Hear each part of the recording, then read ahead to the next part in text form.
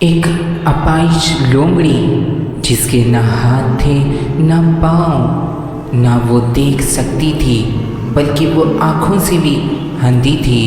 لیکن ایسی تر و تازہ اور موٹی تازی تھی کہ اس کے پاس رزق کیسے آتا تھا، کیسے وہ رزق حاصل کرتی تھی، کیسے وہ کھاتی تھی جبکہ نہ اس کو ہاتھ تھے نہ پاؤں۔ جاننے کے لیے پورا ویڈیو دیکھیے تاکہ آپ کو اس لومڑی کے بارے میں تمام معلومات حاصل ہو جائے اور آپ بھی اللہ کی طرف رجوع ہو اور حلال رزق حاصل کرے۔ اپائش لومڑی ایک بزرگ کا بیان ہے کہ وہ دل میں روزی طلب کرنے کا ارادہ کر کے گھر سے نکلے اور ایک جنگل میں گزرے۔ ایک مقام پر بیابان میں کیا دیکھتے ہیں کہ ایک لومڑی نہایت ہی فربا اور تر و تازہ بیٹھی ہوئی ہے، جس کے نہ ہاتھ ہیں نہ پاؤں اور آنکھوں سے بھی اندھی ہے۔ وہ بزرگ ایسے بے دست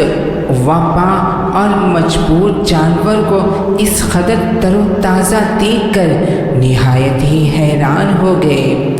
اور وہاں بیٹھ کر حیرت سے سوچنے لگے اور اپنے دل میں کہا کہ اے اللہ، یہ اپائش لومڑی کس ہیلے سے اپنا رزق پاتی ہے، حالانکہ بظاہر کوئی ذریعہ روزی حاصل کرنے کا اس کے پاس موجود بھی تو نہیں، نہ یہ چل سکتی ہے نہ دیکھ سکتی ہے۔ وہ بزرگ اس قسم کی باتیں اپنے دل میں سوچ ہی رہے تھے کہ اتنے میں ایک جگہ سے زمین پھٹی اور دو پیالے برآمد ہوئے، ایک دودھ سے بھرا ہوا تھا اور دوسرا شہد سے بھرا ہوا تھا۔ ان بزرگ نے اپنے دل میں یہ خیال کیا کہ اے اللہ، اس غذا تک کھانے کے لیے یہ لومڑی کس طرح پہنچے گی، کیونکہ نہ اس کے ہاتھ ہیں نہ پاؤں اور نہ یہ دیکھ سکتی ہے۔ اچانک کیا دیکھتے ہیں کہ اسی مقام پر پہاڑ سے ایک بزرگ نہایت ہی خوبصورت اور نورانی چہرے والے نیچے تشریف لائے اور ان دونوں پیالوں کو اٹھا کر لومڑی کے پاس لے گئے اور دونوں پیالے اس کو پلا دیے۔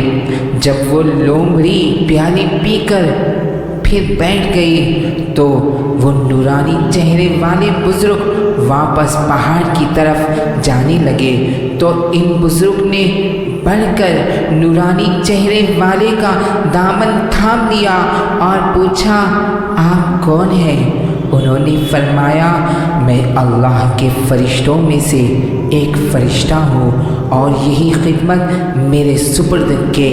ہر روز صبح و شام یہاں آؤں اور اس لومڑی کو پیٹ بھر کر غذا کھلاؤں۔ یہ واقعہ دیکھ کر ان بزرگ نے روزی طلب کرنے کی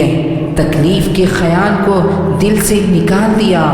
اور اسی پہاڑ پر بیٹھ گئے اور ایک چشمے کے کنارے رہنے لگے اور نمازوں میں مشغول ہو گئے۔ 7 دن گزر گئے مگر غیب سے کوئی رزق نہ پہنچا۔ فاقوں کے سبب نہایت ہی کمزور اور نڈھال ہو گئے۔ آخر کار اللہ کی بارگاہ میں دعا کی کہ اے میرے پروردگار، اپنی رحمت سے مجھ کو کوئی لقمہ غذا عنایت فرما، مجھ میں اب بھوک برداشت کرنے کی طاقت نہیں، یا میری روح کو قبض کر لے۔ اللہ کی طرف سے جواب ملا، اے شخص، تو اپنے ہاتھ پاؤں کو حرکت دے اور روزی طلب کر، میں تجھ کو تیرا رزق عطا کروں گا، خود بھی کھا اور محتاجوں کو بھی کھلا، اور اگر اس حالت میں اسی پہاڑ پر 70 برس تک بھی بیٹھا رہے گا تو میں تجھ کو غذا کا ایک دانہ بھی نہ دوں گا۔ اس وقت بزرگ کی آنکھیں کھلی اور پہاڑ سے اتر کر تلاش معاش میں مشغول ہو گئے، اور جو کچھ کماتے آدھا خود کھاتے اور آدھا محتاجوں کو کھلاتے۔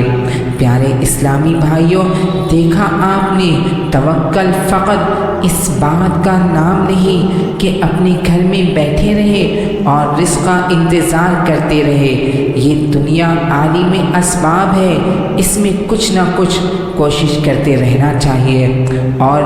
اسباب کا سہارا بھی لینا چاہیے، جیسا کہ ایک شخص سرکار مدینہ صلی اللہ علیہ وسلم کی خدمت بابرکت میں حاضر ہوا اور عرض کی، یا رسول اللہ صلی اللہ علیہ وسلم، میں نماز پڑھنا چاہتا ہوں، میرے ساتھ اونٹ بھی ہے، میں اس کو یوں ہی چھوڑ دوں اور اللہ پر توکل بھروسہ کروں؟ ارشاد فرمایا، پہلے اس کو باندھ لو پھر توکل کرو۔ پیارے بھائیوں، حالانکہ اللہ بغیر کسی رسی کے بھی اونٹ کی حفاظت کرنے پر قادر ہے،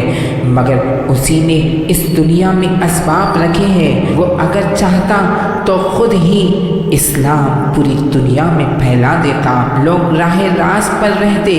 وہ نبی انبیاء علیہ السلام کا محتاج نہیں ہے، لیکن اس کی مرضی یہی ہے کہ انبیاء علیہ السلام اس کے دین کے لیے محنت کرے۔